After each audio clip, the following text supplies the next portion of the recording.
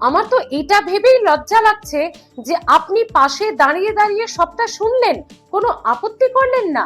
মমতা বন্দ্যোপাধ্যায় পুরী ধামকে অপমান করলো, আর আপনি কিনা সেটার সাক্ষী থাকলেন। রাধারমন দাসজি, ইসকনের ভাইস প্রেসিডেন্টকে বলা হলো এ কথা, কলকাতা শাখার ভাইস প্রেসিডেন্ট তিনি।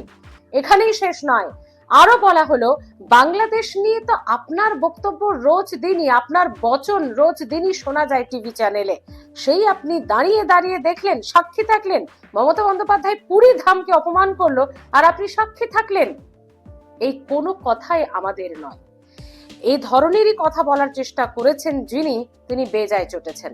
তবে আজকে এই ভিডিও থেকে যে বিষয়টা আপনাদের সামনে তুলে ধরবো বা যে বার্তাটা দেওয়ার চেষ্টা করব, একটু আলোচনা করব আপনাদের সঙ্গে, পুরো ভিডিওটা তার জন্য দেখতে হবে আপনাদেরকে। আচ্ছা, একটা প্রশ্ন করি, মমতা বন্দ্যোপাধ্যায়ের এক চালে কি বাজিমাত করে ফেললেন তিনি?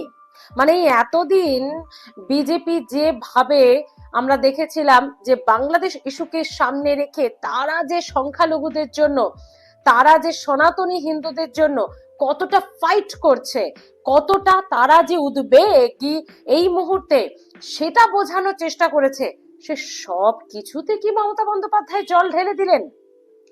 পুরো হিন্দুদের যে আবেগ, হিন্দুদের যে ট্রাস্ট বা হিন্দু ভোট বলা চলে একবারে রাজনীতির ভাষায় যদি বলি, পুরোটাই কি আবারও টেনে নিলেন মমতা বন্দ্যোপাধ্যায় এক ট্রাম্প কার্ডে? সেটা হচ্ছে দীঘায় জগন্নাথ মন্দির। না, শুধু সেটা নয়, দেখুন জগন্নাথ মন্দির পরিদর্শন, এটা তো যখনই মমতা বন্দ্যোপাধ্যায় কোনো ভালো কাজ হয়, মমতা বন্দ্যোপাধ্যায় যান, তদারকি করেন, দেখেন, খোঁজ খবর নেন, এটা তো চেনা ছবি। অচেনা ছবি তাহলে কোনটা লাগলো? যেটা নিয়ে চটেছেন বিরোধী দলনেতা শুভেন্দু অধিকারী, বা যেটা নিয়ে বিজেপির হয়তো সবটাই হাত ছাড়া হয়ে গেল, সেটা কি? ইসকনের কলকাতা শাখার ভাইস প্রেসিডেন্ট, তিনি কলকাতা শাখার একজন প্রধান মুখ বলা যেতে পারে, রাধারমন দাস, তিনি দাঁড়িয়ে রইলেন মমতা বন্দ্যোপাধ্যায়ের পাশে, এবং দাঁড়িয়ে দাঁড়িয়ে তিনি দীঘার যে জগন্নাথ মন্দির কি হবে না হবে, খাজা গজা পাওয়া যাবে, এই সমস্ত কিছু যে সুন্দর করে বর্ণনা করছেন, রাধারমন দাসজি পাশে রয়েছেন। দেখুন, ধর্ম নিয়ে রাজনীতি, রাজনীতির ফায়দা তুলতে ধর্মকে হাতিয়ারে তো আকছারি শোনা যায়, নতুন কিছু নয়। কিন্তু যে হাতিয়ারটা মমতা বন্দ্যোপাধ্যায় করলেন বা যে তাসটা মমতা বন্দ্যোপাধ্যায় ফেললেন, বিজেপির সব খেল কি শেষ হয়ে গেল? কেন কেন এ কথা বলছি? দেখুন, এতদিন যেটা বলছিলাম আপনাদের, আমরা যদি দেখি সীমান্তে, পেট্রাপোল সীমান্তে শুভেন্দু অধিকারী গেলেন, বিজেপির প্রতিনিধিরা গেলেন, বিজেপির অন্যান্য নেতা নেত্রীরা গেলেন, সেখানে একেবারে হত্যে দিয়ে পড়ে থাকলেন, মিছিল হলো, গরম গরম বক্তব্য রাখা হলো। ইউনূস সরকার, তোমাকে এখান থেকে আমরা বার্তা দিচ্ছি, বেলুন উড়িয়ে বললেন যে বার্তা দিচ্ছি, এখনো শুধরে যাও।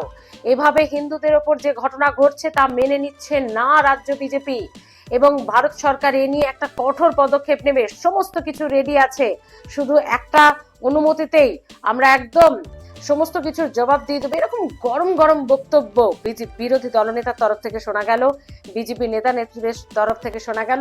যদিও সুকান্ত মজুমদার বা দিলীপ ঘোষকে তেমন ভাবে কিন্তু বাংলাদেশ ইস্যুতে একেবারে সোচ্চার হয়ে আমরা সরব হতে দেখিনি। হ্যাঁ, শুভেন্দু অধিকারী দুদিন পরপরই সীমান্তে যাচ্ছেন, ইউনূস সরকারকে সেখান থেকে বসে যেন সরাসরি শুনতে পাচ্ছেন ইউনূস, সেরকম ভাবে একটা বক্তৃতা দেওয়ার চেষ্টা করছেন। তো এসব তো ছিল। হিন্দু ভোট, রাজনীতির মেন কথাই তো হলো ভোট বন্ধুরা। তো সেই হিন্দু ভোট টানার যে আরো একটা দারুণ সুযোগ বিজেপির হাতে ছিল।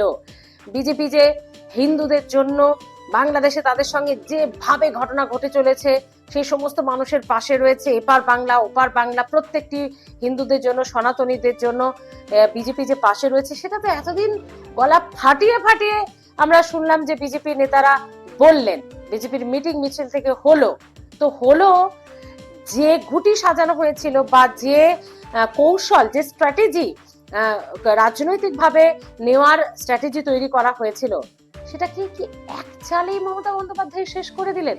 দেখুন, না হলে 2026-এ ভোট রয়েছে, 2025-এ উদ্বোধন রয়েছে, তাই তো? 2025-এর অক্ষয় তৃতীয়ার দিন, মানে এপ্রিলের শেষের দিকে এই মন্দিরের উদ্বোধন হবে। এখনো বেশ কিছুটা সময় হাতে রয়েছে, 3-4 মাস কাজ শেষ হতে সময় লাগবে। তো মুখ্যমন্ত্রী হঠাৎ করে এই সময়, মানে 3-4 মাস এখনো বাকি রয়েছে, 26-এ নির্বাচন, তাহলে তো মুখ্যমন্ত্রী পারতেনই সেই এপ্রিলে সেখানে গিয়ে এত কিছু কথা বলার, বা উদ্বোধন তো তিনি করতে যাবেনই তখনই। এখন রাধারমন দাসকে নিয়ে দীঘায় মন্দির পরিদর্শন করে এই এত কথা তিনি কেন বললেন? রাধারমন দাসকে তার পাশে দাঁড় করানোর কারণ কি ইসকন সরকারের সঙ্গে আছে, বা ইসকনের সঙ্গে সরকার আছে, বলা ভালো শাসক দল আছে, এইটা বোঝারও চেষ্টা। আর ইসকন মানে কি?